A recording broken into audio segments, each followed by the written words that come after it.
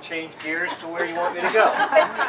I can speak on anything to do with the Colemans, so they also told me to leave time at the end for any questions. The questions don't have to pertain to anything I say. Started with Robert Coleman, who eventually purchased the Cornwall iron furnace. We're not going to necessarily talk about him, but because of his accumulation of wealth and the empire, the iron empire that he put together, George Dawson Coleman, which was his grandson, who was born in the year that Robert Coleman died in 1825, he actually, when he was in his 20s, inherited pretty much the properties of his father, James, which would have been Elizabeth Furnace.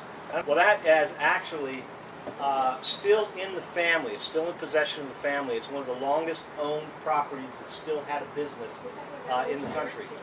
George Dawson Coleman went to college. He went to what would at that time eventually became University of Penn. Studied engineering. Brilliant, brilliant mind. Mathematical mind, engineering mind. George Dawson Coleman was one that liked to make iron. He was the first person to put a hot blast anthracite furnace in this county.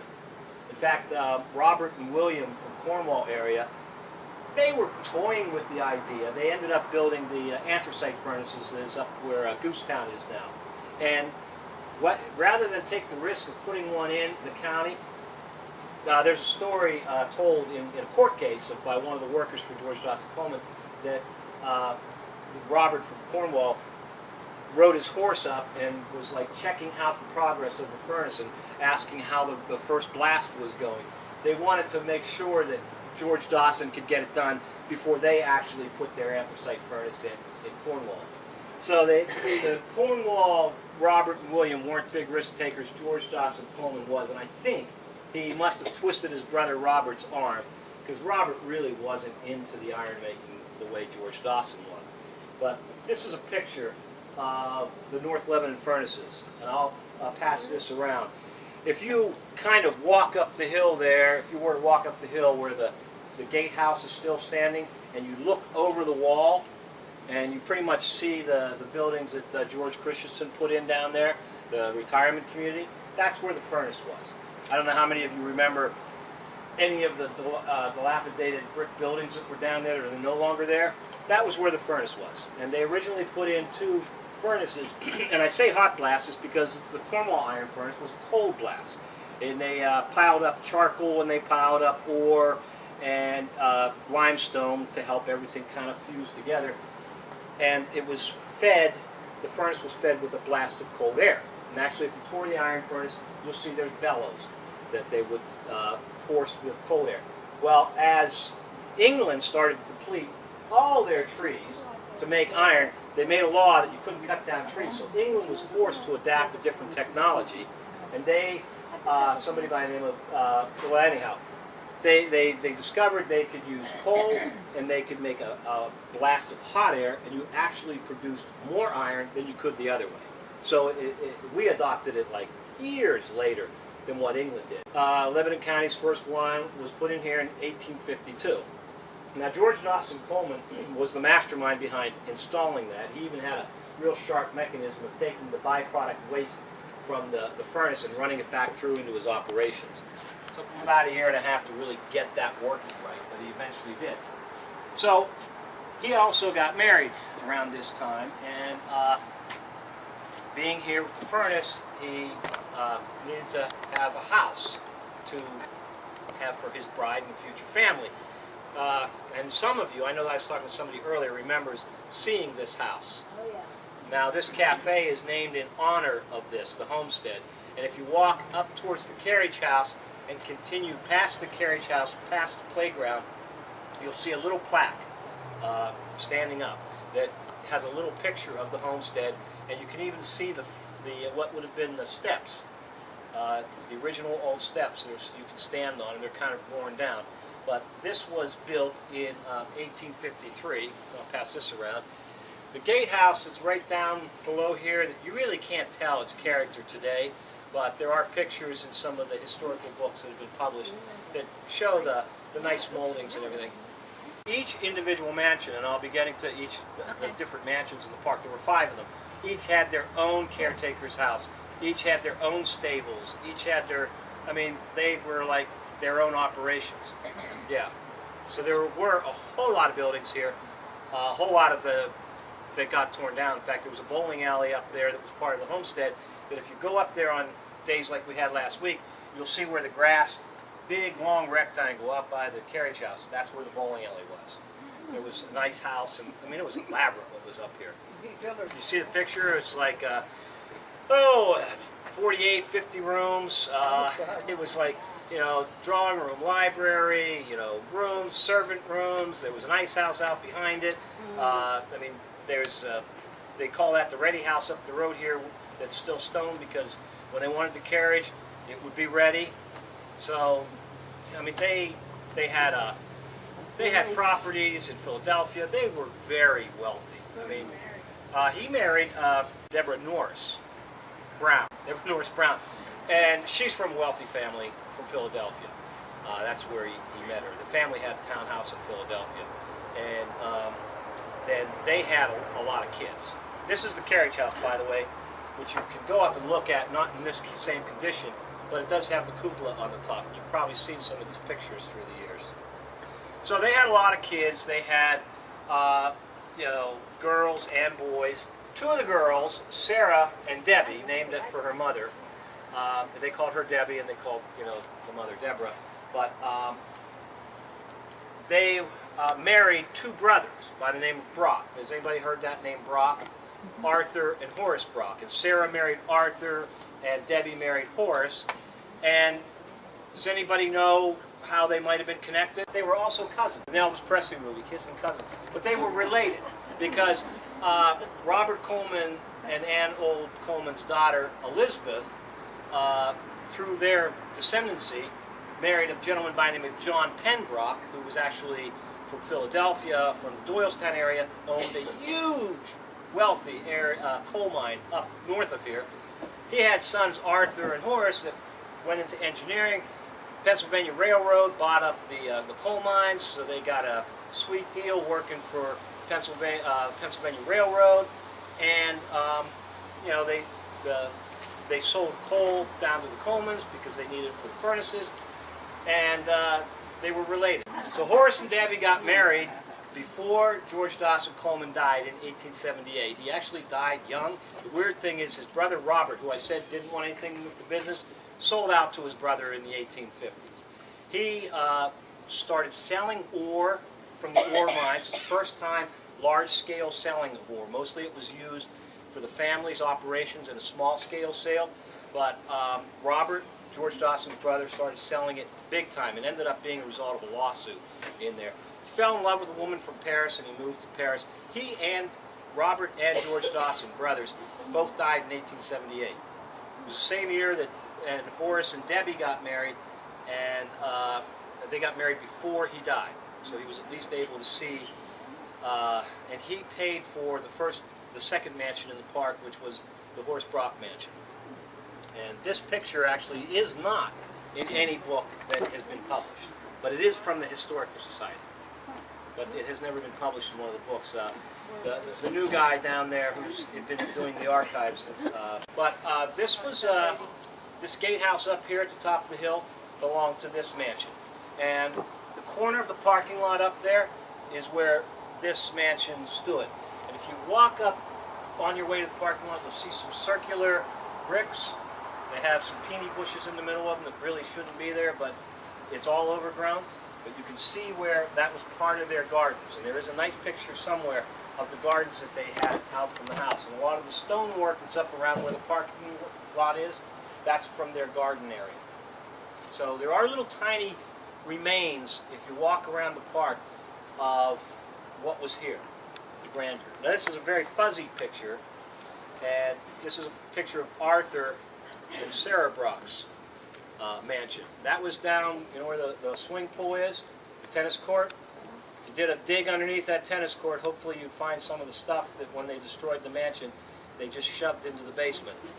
I'd love to see an archaeological dig done in certain places in here, because when they did the demolition, which we'll get to, they just would basically collapse what they could after they took all the valuable things out, collapse what they could into the basement and then cover it up.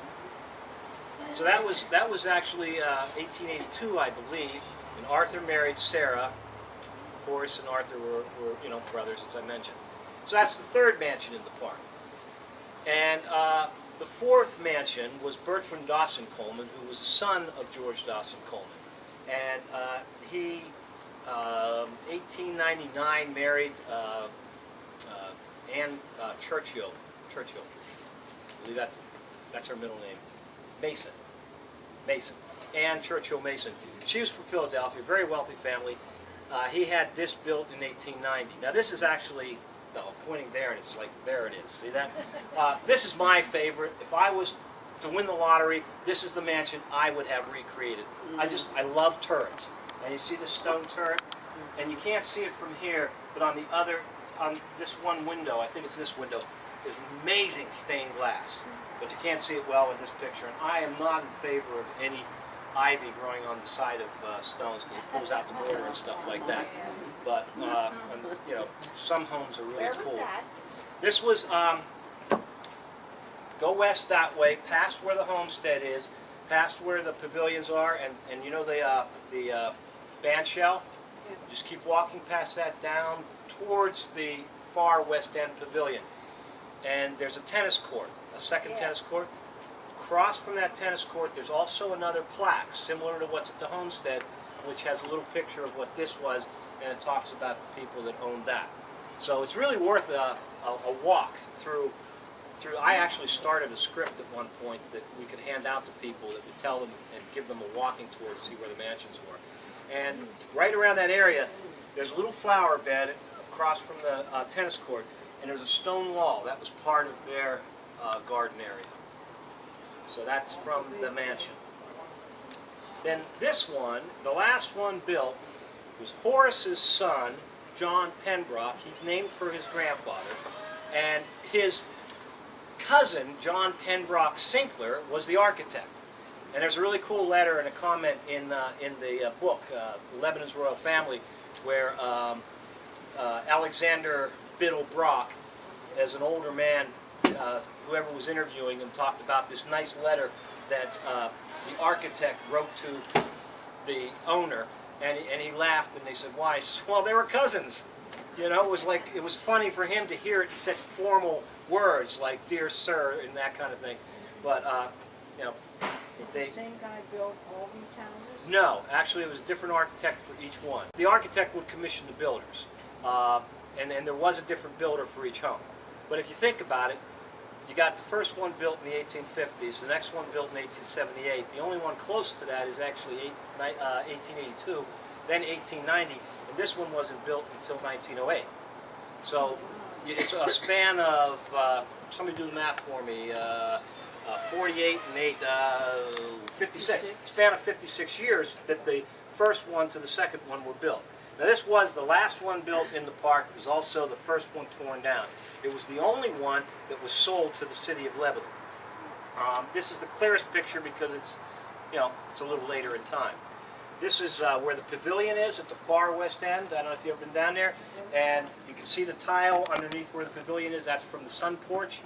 The circular, a lot of the boxwoods down there, even though some of them are probably not healthy, were original boxwoods that were put in by his wife Pauline. She had a consultant from an arboretum down in Philadelphia help put the garden design together. But you can see a sketch of it in the Coleman Royal Family book, and if you stand up or down, whichever way you're looking, and try to envision what was described, it really was quite dramatic. And I like to think that because it was protected from the outside, you'd have to go to the back of the house to see it. Their gardens weren't in the front. I think this was her little sanctuary. She was in these gardens.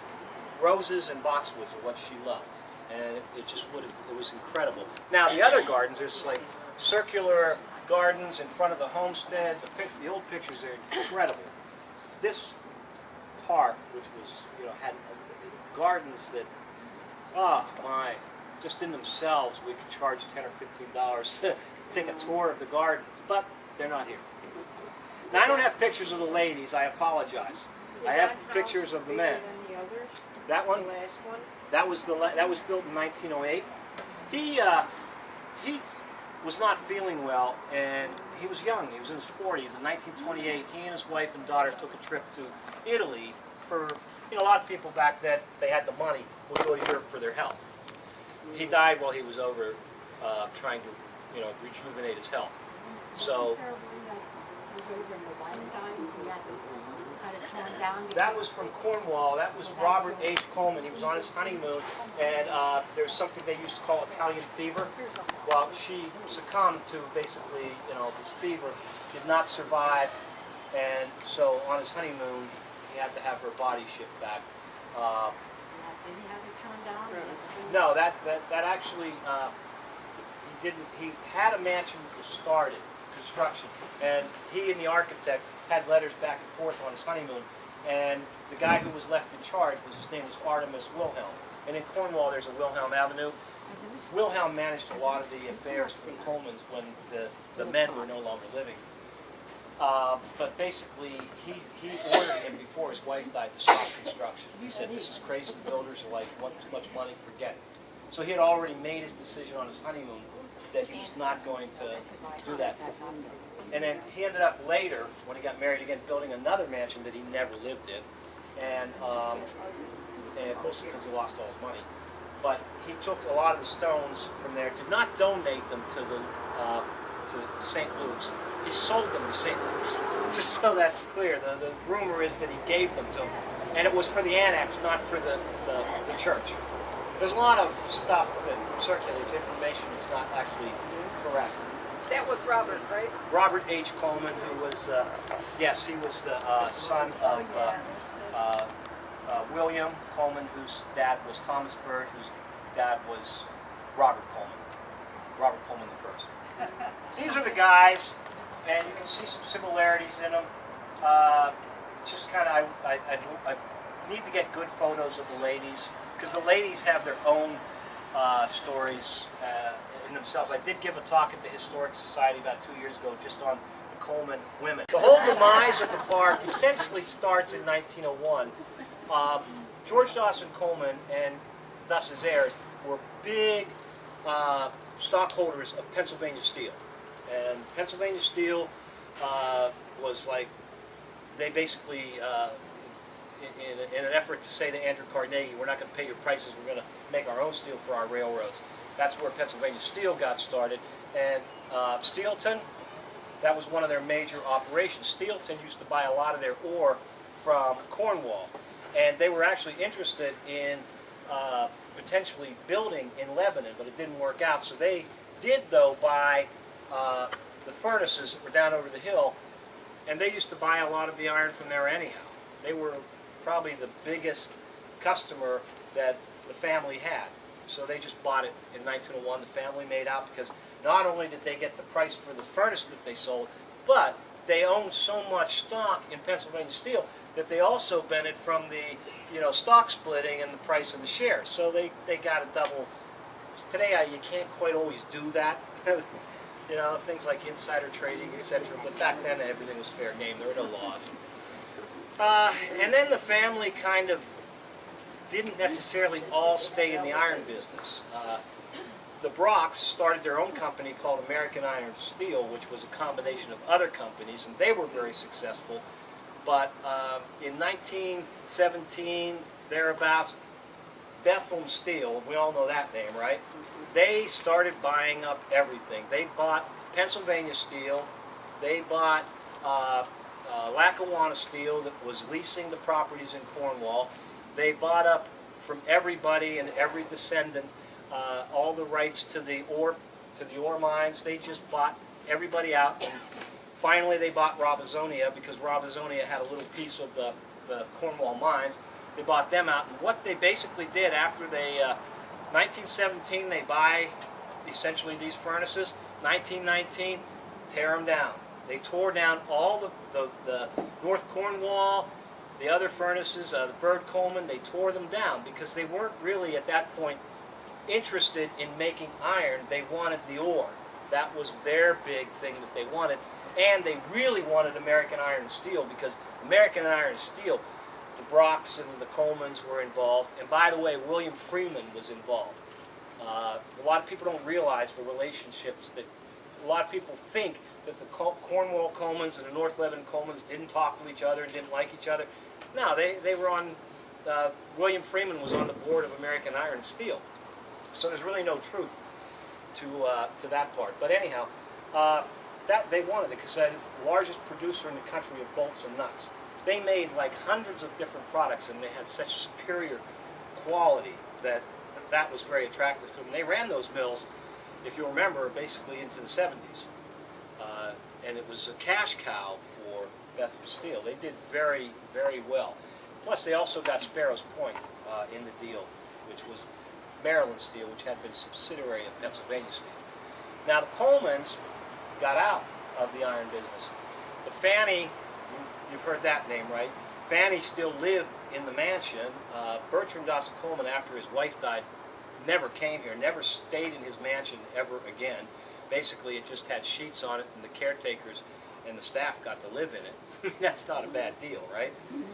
So when she died and Robert died, her brother, no Coleman really wanted to live here. The descendants at that time was the Depression in the 1930s. They couldn't afford to keep these properties up. So if you can't afford to keep these properties up and you want to do something, you give them to the city of Lebanon. You don't give an endowment with it, you know, so that there's any way to keep up with maintaining these. You just give it to them. Lebanon City is like, you know, desperate in need all over the place. They can't keep up with them. I know it's terrible that they got torn down. It is absolutely horrendous. But the realities of it, Franklin Roosevelt put together something called the WPA to basically go around, give people that are out of work jobs doing projects like tearing down buildings that needed to be torn down. So guys got work, that families got fed, mansions got torn down. It's a really sad thing. Now here's the part that I take issue with. Not so much that, not a single person thought to take photos of every square inch inside and out of those mansions. That's where somebody fell apart. That's the part because you know, what does it cost to get a, you know, we had cameras back then in the 30s, right? Somebody could have gone through, click, click, click, every room, every detail, jotted down every piece of furniture, every book, everything. That should have been part of the deal. That's where I fault, and I don't mean this in a bad way because I'm a member of the Historic Society. That's where I fault the Historic Society in the city at that time period, that there was not a good record of what was being torn down. So, you know, it's kind of like, yeah, I wasn't there. The park never thought of it. And actually the park never thought of you know, I mean, if you read through the minutes of the park, you know, they're more interested. They wanted to tear down the homestead in the 40s, but they couldn't afford to tear it down.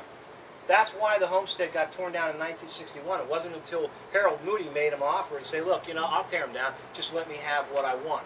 And that's why different people have, you know, mantles and, you know, and stuff like that, because it disseminated among his workers and everything like that.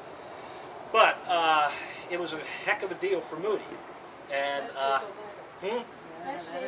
well, now that was a big surprise, because there was a library in the room. Now, George Dawson Coleman was a huge book collector. I found records of books that he purchased from different people. You know, if somebody found an old book from, like, you know, the 1600s, 1700s, he really loved the history of other countries. They'd write him a letter and say, I've got these 10 books, and he'd look over the list. He'd say, well, I'll be down in Philadelphia. I'll look them over, and he'd buy 6 of them. Never bought all 10 of them, or whatever the number was, but he loved books. So he had this great library. There was a false library shelf. There was a door, and you went through that door, and you went behind this like little office place with a safe and stuff. And they found Confederate bills in there that were completely worthless as far as that. But they found the Lincoln letter. Now there's that whole letter is interesting, because there was going to be a huge, big World's Fair type thing in England, right? And George Dawson Coleman was, you know, going to be chosen by Lincoln to go lead the technology group that was going to go over and show them how great we were. Well, we got into this thing called the Civil War, and it never happened. But, you know, they kept the letter, and you know, George Dawson Coleman was actually great friends in one way with Grant, and Grant came up here as well. He's one of the famous people that visited the park, and you know, their daughters knew each other and that kind of thing. But it's interesting because there's different people in the Coleman family that got appointed as ambassadors to various places. And Grant actually wrote George Dawson Coleman a letter. He says, you know, I don't think I can push any more Coleman people through. Actually, he said Pennsylvania people through as ambassadors, so I don't think this one's going to go. So I think there got to be a point where he used up all his favors. But the gentleman who ended up buying the Lincoln letter basically, you know, was very happy with it. Yeah, and I actually got to see it, but I wouldn't have paid $20,000 for it. You know, I'd be fine with the copy. So that's good for me. Eclectic collector, but what he buys top notch. Yes. Yeah, like the phone booth from England and the stuff from the Hershey ballroom. Amazing. Yeah. Somebody wants to read more about the Coleman family. Yes. What book would you recommend that would be the best to read? There's a book called Lebanon's Royal Family, which was put out by the Historic Society. The park has copies. I think, Karen, you even have copies here. And the Historic Society has copies, because we just sold them another 100 not too long ago. We reprinted it for 500, and I think we're probably 300 I think we might have like 200 or something like that left. But that's a great book. There isn't one book that has, until I finish mine. By the way, I'm in now chapter 5. I am actually writing a book on the entire Coleman family. It won't be available, I don't know when. I keep saying, but then I keep golfing and doing this stuff. In my lifetime, absolutely. Yes, yes. Every year I make it January 1st. I'm going to have the first draft done this year. But I actually have in the last 2 months spent probably 40 hours on it. So I'm on a roll this year. But I have a list of sources of information, but that's really the only book that has to do in just that segment of the family. $15. They did a lot of work, a lot of hard research. Some of the best historians, actually all the best historians in this county, contributed to the writing of that book. It's an incredible group of people that came together and put together this wonderful publication. That would be a good build-up to your book, see? So Well, read that one, you yeah. kind of get warmed up, and then your Well, book. see, I figure if you're going to write a book that you'd like to read. There's no reason in doing what other people have done, but I would like a book that has everything from the time Robert Coleman came over from Ireland to all the way in terms of what descendants are doing today. Oh, this is the Lebanon royal family. That book doesn't exist, because I have actually traveled to Long Island, trespassed to go find mansions of family members. I've trespassed a few different places. A couple of times I actually ended up having good conversations with the people. It's on tape. Oh. See, this is not good. Do not show that to the police in Long Island. Wow. I think you have I got exemption. away with it. I was gonna, if they would have stopped, because you know, you're driving up every quarter mile. It's you know, whatever the sign said, it's basically you don't belong here. And if they looked at my car, they would have known that, because the mansions up there were amazing. But I wanted to see Ann Alden's mansion that was up on Long Island, looks out over the Sound, and my wife was like real nervous, and I said, "Oh, we'll just say we got lost." And she said, "Yeah, right, with all these signs." We had a couple of people look at us weird, and I would have actually gone right up to the mansion, but they had these 2 huge big dogs running free on the yard. So that one I wasn't going up and looking through the windows like I did down in York. Stanford White's first building. Stanford White, one of America's greatest architects. Even though his grandson says, it's just this mansion he put together, it's got too many different architectural features. It's back when Stanford White did buildings without having to worry about paying his bills. So it's just brilliant. I mean, actually, the architects, you could do a whole talk or study, maybe this is one I'll do for the Historic Society, I never thought of this one, is the architects for the Coleman buildings, because they're the top of the top. I mean, Richard Morris Hunt, it's just, it goes on. It's just amazing. Are any of the architectural drawings still around? And is there a drawing of all the buildings that were here when it was fully developed? No. No. There is, though, in the archives in Harrisburg, blueprints for Robert H. Coleman's both mansions. Both mansions. The one that And we don't have the one that copies we here? see the postcard of, the big Gothic-looking thing, that's in there. That actually, by the way, stood until 1917 or so. It didn't get torn down till then because it had to, by the court, stay open and be kept in good shape because they didn't settle his affairs until that late. I mean, he went basically bankrupt in 1893. And if you want to hear more about Robert H. Coleman, you come out to the Philosophy Hall in Mount Gretna August 30th, and I'll tell you about him and his sister Ann Rogers and the devotion and love that they have. Anyhow, yeah, this is a drawing, but it doesn't actually show and this is actually a good drawing, very good, Karen, thanks, of where some of the buildings were. It doesn't show all of them. Those buildings have blueprints. And you can actually pay the historic archives to make copies. We don't have any here in Lebanon, I don't think anybody does. Oh no, Al, there is one guy who won't show them to anybody. but at the Historical Society there are The none. Historic Society doesn't. So that actually probably would be a good thing to go and get copies of and store here. Actually, all the archives that are in Lebanon and in Harrisburg now used to be here. And we gave them to them for safekeeping. Well, they've got this huge monolithic tower that's air conditioned, I mean, the temperature controlled. They're protected. And if you ever, huh? If we, Yeah, that's recently done. It's good they're there because we didn't have the facility, and they took them. And some of these, if you open up some of these folders, you gotta like really be careful when you touch the pages because there's old letters from the 1800s, and you gotta. I mean, if you were not careful with them, they just fall apart, and disintegrate. So it's a great thing that they're there. They're preserved now for future generations. And I'll tell you what, I've spent probably 200 hours in there, and I've barely scratched the surface of what's available. The wealth of information in the archives is amazing. And that's just this family. Imagine any family in Pennsylvania you want to study, you could go there or down in Philadelphia.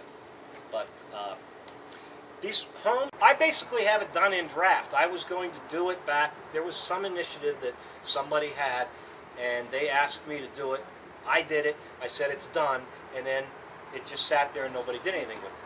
So it's ready to go and be polished off. I've basically got it written.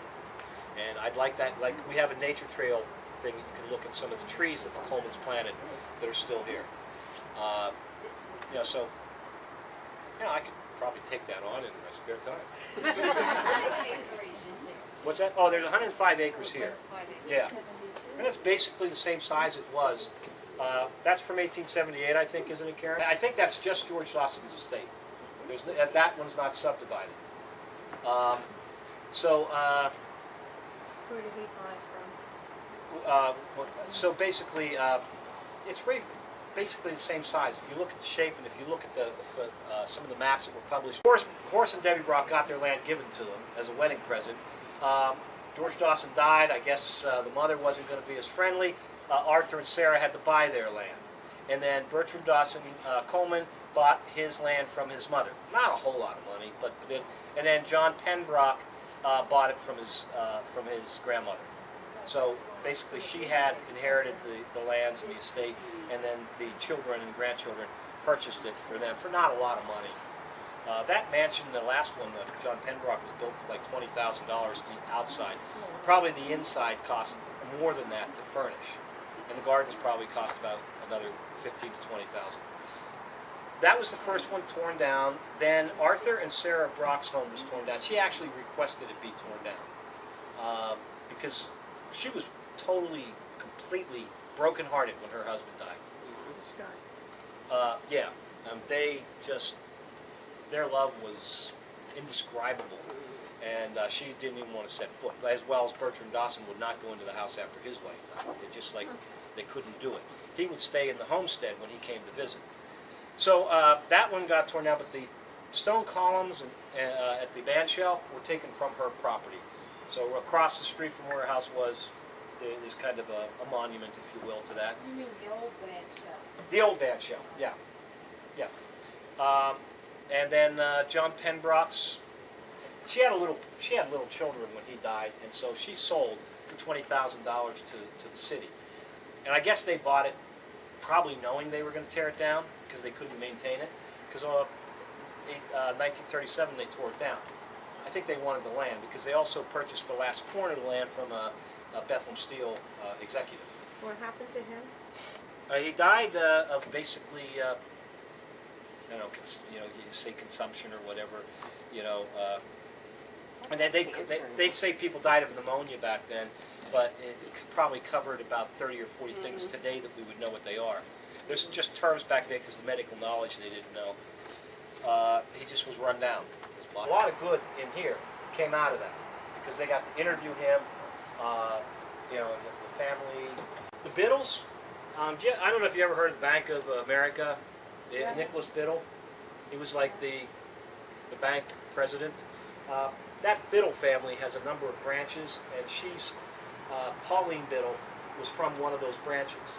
Not the branch that directly had Nicholas Biddle, but from another branch. And Biddles are very wealthy in New York, in Philadelphia. But Pauline Biddle was from one of those families, and her son Arthur Biddle Brock. In the last, and I'm looking right at the camera, the city is more committed to this park now than they have probably been in 20, 30 years. If you go back through the minutes, you start to see the city's commitment waning, financially as well as otherwise, in terms of people being involved from the city in the decision-making in the park, in the planning of the park. The city right now is as active as they've been probably, you'd have to go back 40 years to see the city as active in the planning and strategic thinking about this park. I mean, I think it's fair now to say that I will finish my book and the park will still be here in your lifetime. All right. And that's on record. I'm being taped. We've reminded you enough of time, so. Yeah, and I've said some stupid things tonight. Thank you.